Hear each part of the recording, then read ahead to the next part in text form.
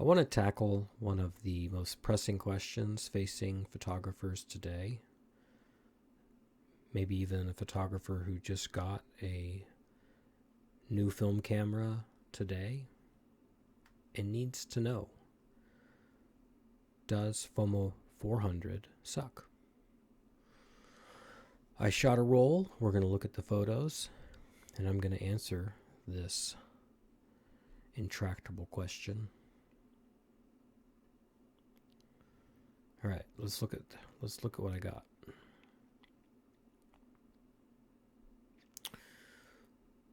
All right, taking some pictures of my kids in the climbing gym.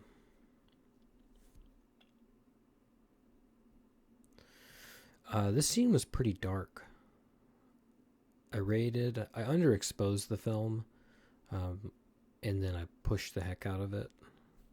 And you say, well, why'd you do that? Well, right, if you want to test a film, right, if you want to test like a pair of hiking shoes, right, you don't test them by walking around your living room.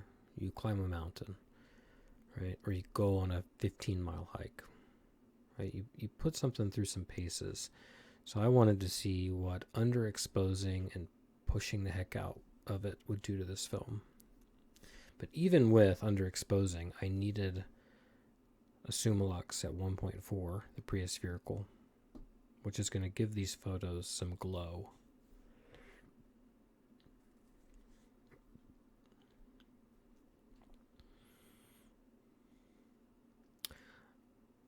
I do like what I see so far.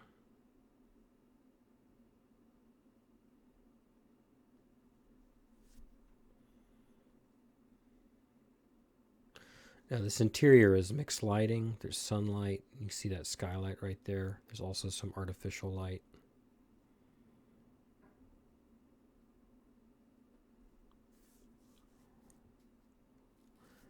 Right here, a couple of things really stand out to me. The Summilux at 1.4.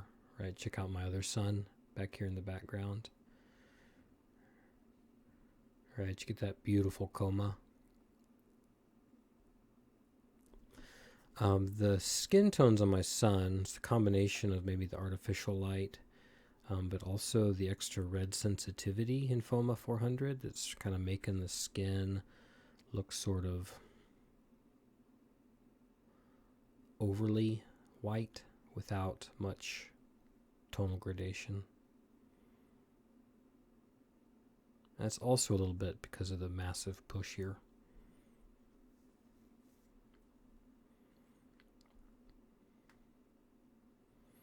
I think I'm ready to get in here and look at the grain.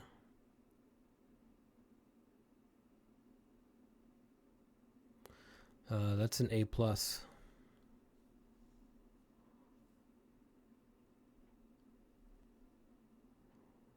Now, these aren't all climbing pictures, but that's how this roll starts, is at the climbing gym. Here's my son falling off the wall on purpose.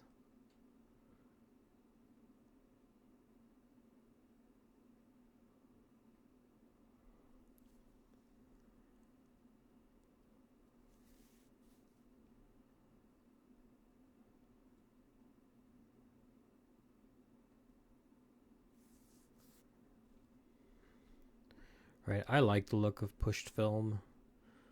I love Foma 100, but like sometimes I do want more grain. Right, most of my favorite photos of all time were shot on 400 speed films. Right, I like the look of a 400 speed film.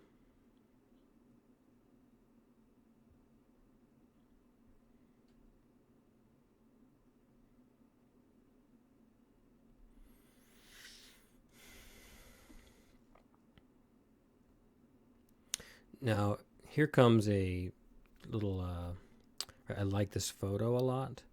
However, I don't love the skin tones on my son, especially his lips. So again, it's that extra red sensitivity.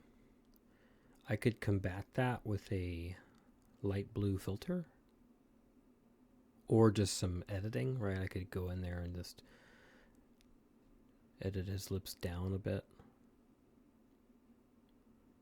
So especially if I just if I'm going to be in a digital workspace, that's not a big thing to solve. But if I'm doing a lot of portrait work and I'm getting, right, it's something that'd get annoying. Although sometimes people like that extra red sensitivity. Again, I don't want to be a broken record here, but right, when it's about the skin tones, especially in this artificial light, right, I don't like that.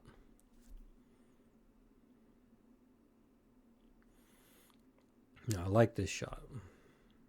Right, both by sun on the left, sun on the right. This is the pre-spherical. It's just a win all around. Now, I'm going to give this as an A+ for the lens. This is the pre-spherical. And I'm also going to go with an A+ for the film.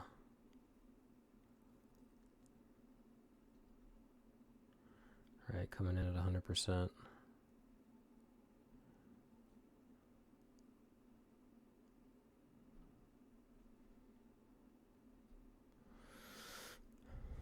Okay, this is my first frame that I way overexposed, and I pushed the heck out of this.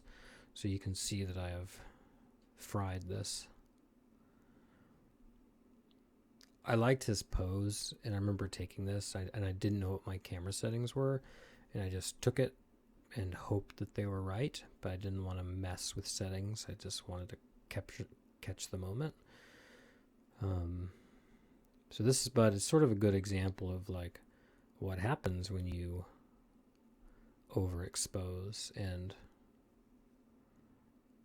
push the heck out of it. When I say push the heck out of it, I pushed the heck out of it. Right, undiluted D76 at 80 degrees for 20 minutes. All right, we're switching to a little driving range. I did not intend for these shadows to be so silhouette-y. I was hoping for a little more tonality there.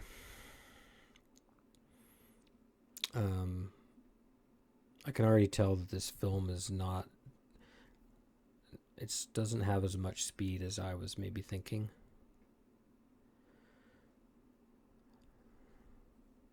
Again, it's not really a 400 speed film, and I don't know that sunk in with me as much as it should have. I like these photos, right? I don't, in some of these I'm like, I kind of like that they're silhouettes, but wasn't quite my intent.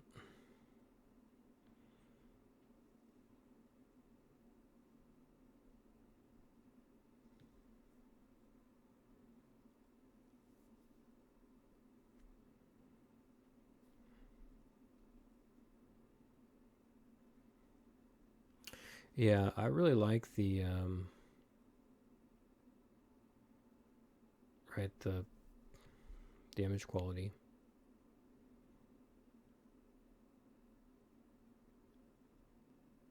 This is a 28 millimeter.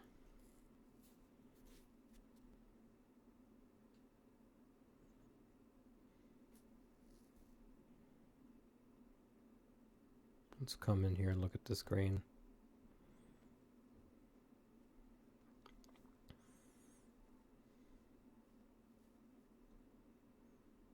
I mean, it's winning me over in terms of, especially if there's not skin tones. I really like the look of it.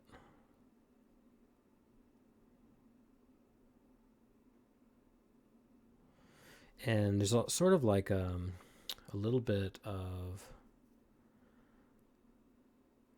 right, if I rate this at 200, I have the look of a 400 speed film, but I can shoot it when there's more light.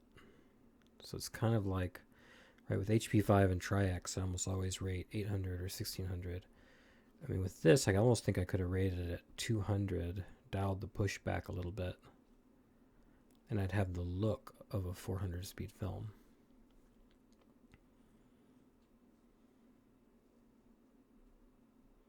Oh, I wanted to come back to this one for a sec. Do you see all this? So this is the sun up here, right? And this is film halation. That's not lens flare. Might be a combination of both.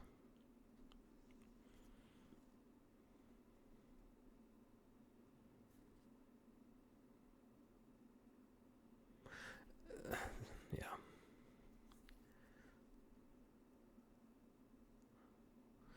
This is an oldie but a goodie for me. This basketball goal lives here all the time. I have way too many pictures of it.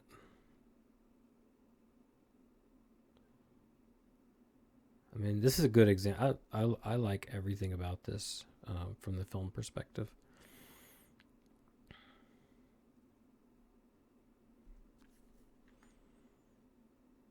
Now, this one's a little overexposed. And again, it's skin tones. Right? It's almost like having a red filter on your lens.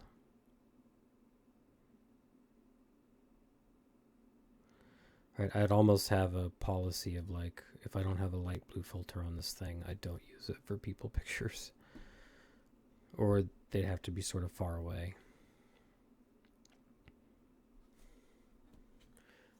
All right. Not my best shot here, but I was sort of interested in trying to open up some shadows.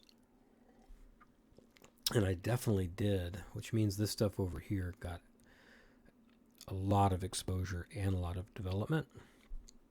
And I think that's actually beautiful.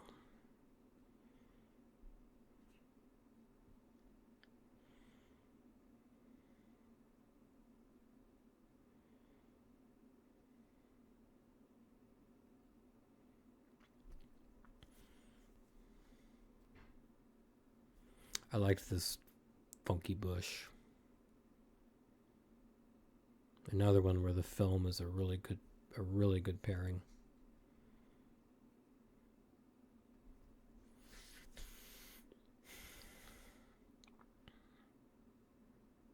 Kind of thought this scene was interesting.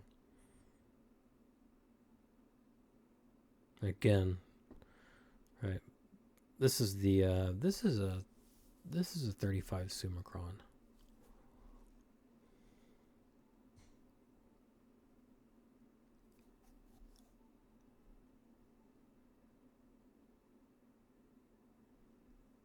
Let's get in here a little bit.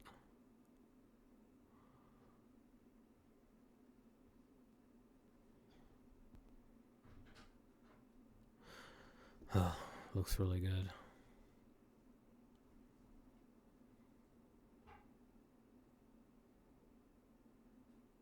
I like this little girl on her bike. Right, I set here ready to take this picture with the basketball goal. I was going to take that anyways. I'm sort of a sucker for basketball goals. And then I saw her come in and waited and got it. I like how the sky looks there too.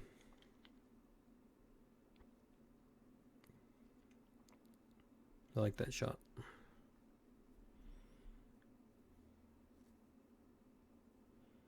Right, and here I like these long shadows. And I wanted her on her bike, but I, sort of didn't want her to be in the middle of the frame, so I caught her on the side there.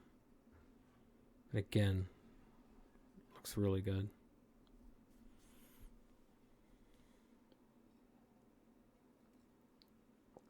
Oh, I like this one.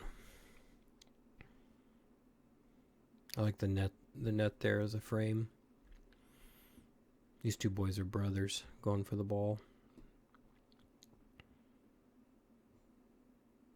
Yeah, this one's a winner all the way around.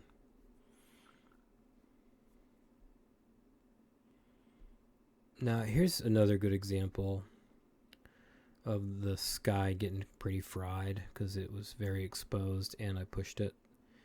Right? So, people are going to have their different taste about that, but I think that looks pretty good. I think even if I was going to push again, I would dial my push back a little bit. I think that was a bit excessive. I sort of just wanted to go for it. I've been reading about a photographer who just was pushing the heck out of things, and it got me motivated.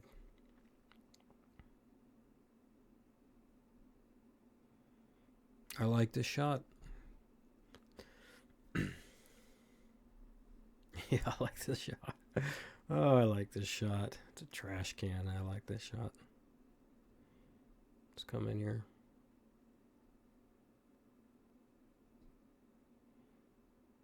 That looks really good. Really good.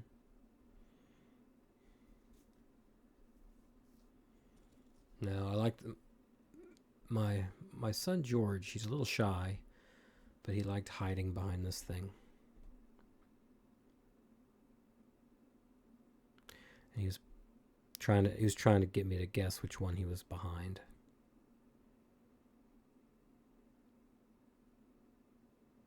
And this might be my favorite shot on the roll, just because it was a fun moment with him, and he really enjoyed the game. And I liked how he was sort of making a triangle with his hands here. And again, the film looks so good. He's a little, again, I don't like the skin tones, but here he's so far away that it's okay.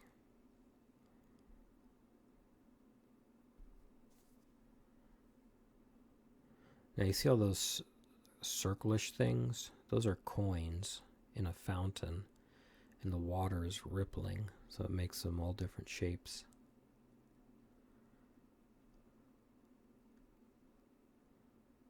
You can almost make out that that's like George Washington on that one.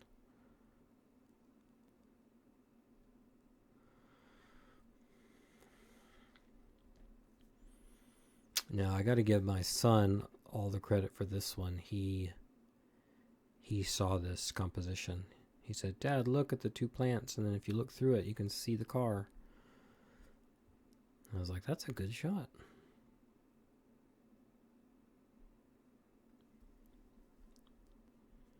All right, we're almost done with the roll. Now I saw this when I was taking it, but my son George says it kind of looks like the kernels of corn, and I agree with him. And again, the film looks so good.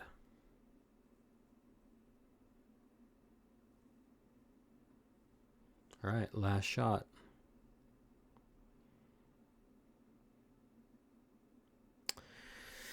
Okay, so to wrap up, there's enough of these shots that I really like where I'm going to continue to shoot it, although I also really like Tri-X and HP5 and Double X, which this is really more along the speeds of Double X. And why would I shoot this over Double X? I don't know. I don't know. I probably wouldn't, right? But maybe. I mean, I did like quite a few of these photos, but where Double X excels is with skin tones, and this let me down there, right? I don't like that red filter look. So I'd be tempted, if I knew I was going to shoot people, I could do a light blue filter, although I don't have a light blue filter for all my lenses. And I was looking for a push here, but really I think I rated a lot of these shots a little too fast, right? I should have rated it something more like 400 or 640. I was rating it 800. Right, and I really didn't have a lot of shadow to play with. I was right, a lot of this like dark and moody and big black shadows. Like, yeah, I mean, I kind of edited that way a little bit, but also it's like that's sort of what was there. Right, it was gone. So I almost think I would, even if I was planning on pushing this film, I'd probably just rate it at 400, maybe 640. Yeah, so I think I'm like, if I had a roll, I would be excited to shoot it, but I would just sort of have some restrictions on kind of what I was not going to shoot. But in some ways, like, it's actually tapping into my favorite look, right? My favorite look is of pushed. Sorry if that word is coming through poorly on my microphone. But a pushed 400 speed film. And as long as I didn't have skin tones in the photos, like it was really hitting the mark for me. And especially if I'm not really, like if I'm wanting that push look, but I don't want to have to go out to 800 or 1600, right? I almost think I could set this at 200 or 400 and push it and get the look of 400 speed film, right? Okay, so back to the biggest question of all is, does Foma 400 suck? No. All right, take care.